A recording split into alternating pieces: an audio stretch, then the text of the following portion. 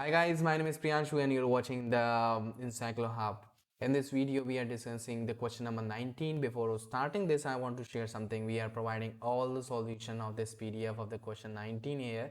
So if you need answer of this all the questions, so you can contact us without any hesitation. We provide all the solution at your WhatsApp within a day. So you can contact us on our WhatsApp number without any hesitation by call or message. And the question number 19 is differentiate between the Eulerian graph and the Eulerian circuit. Find the Eulerian circuit in the graph given below. So that you can see here that there are the 20 questions. So if you need answer of the 20 questions of the PDF, so you can contact us on our WhatsApp number, and you can contact us because we have all the codes of this PDF. So thank you so much for watching, and if you need any help related to any course, so you can contact us on our WhatsApp number. We provide all the solutions of this PDF.